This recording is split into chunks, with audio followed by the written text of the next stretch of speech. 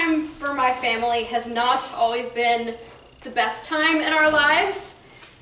10 years ago, about a week before my dad's 40th birthday, he was in a motorcycle accident on Chestnut Street and spent 2 weeks in Harborview with a shattered tibia.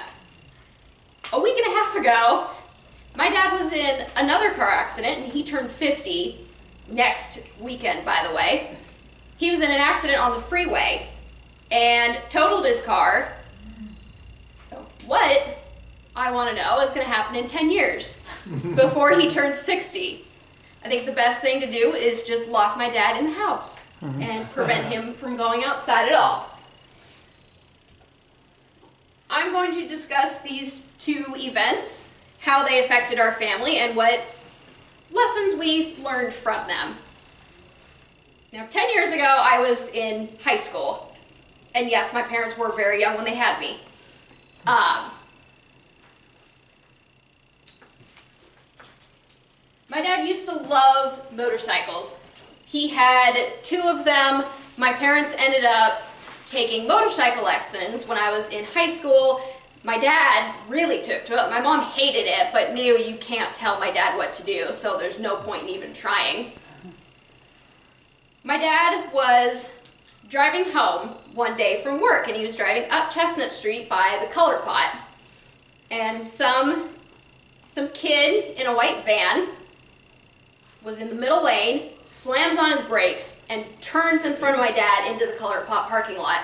My dad ended up bumping into the back of the van and falling sideways and tried to catch the motorcycle as it was falling. Don't do that. Just fall over. And he shattered the top of his tibia instantly. And we got the phone call. This was probably 4:30, 5 o'clock at night. And we rushed downtown. And Dad's just lying in the middle of Chestnut Street with the paramedics. They've cut his pant legs off. And he was helicoptered to Harborview, which would have been cool if he wasn't, broken leg. We drove down there, and he ended up having to spend 2 weeks there. The first week, he had an exoskeleton, and if no one knows what that is, there's too much swelling to do surgery. So they drilled holes into the bones of his leg and connected them to keep his leg straight. And I remember one day the nurse came in and it's like, hey, to my mom, like, Molly, do you want to learn how to clean this? Absolutely not. I'll be waiting outside. If you make me do this, I'm going to pass out. He eventually did get his surgery, and he has a scar running from about here, probably about down to there on his calf. And I always wanted him to get a little pair of scissors or something, like the packaging. But he, shockingly enough, didn't like that idea. I thought I was very clever, but to each his own. I'll save that for any scars I get in the future. He eventually came home. I don't think he's had Jell-O since. He will go, don't get him started on how much hospital food sucks and how it all just ends up tasting the same after a while.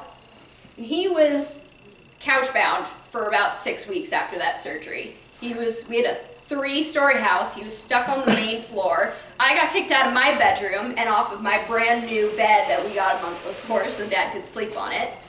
I can't tell you how many suckers we ate, Tootsie Rolls. He got really into Deadliest Catch at the time, which is a fishing show up in Alaska, which is a lot more entertaining than it initially sounds, and I really recommend it, especially the older seasons.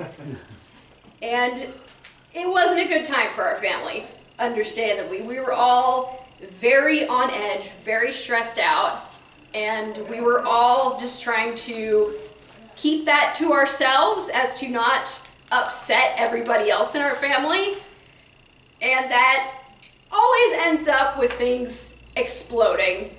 You can't contain, you have to talk it out, really. Find some outlet for that stress, because it always seemed to end up in shouting matches, which I'm sure were worse than what could have come before.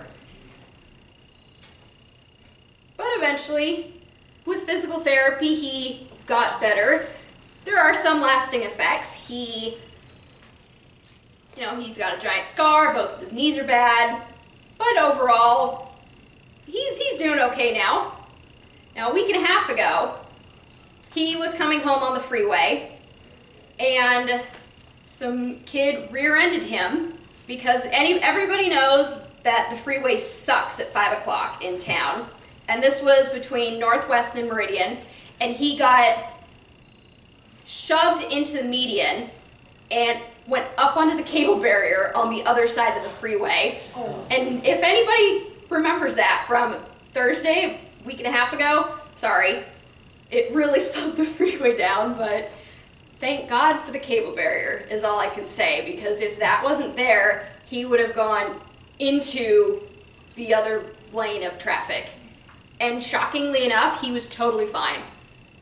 He went to the doctor and nothing. The car was unfortunately totaled after we had put new tires on it a month before, but the new car we got, of course, needs new tires because that's how life works.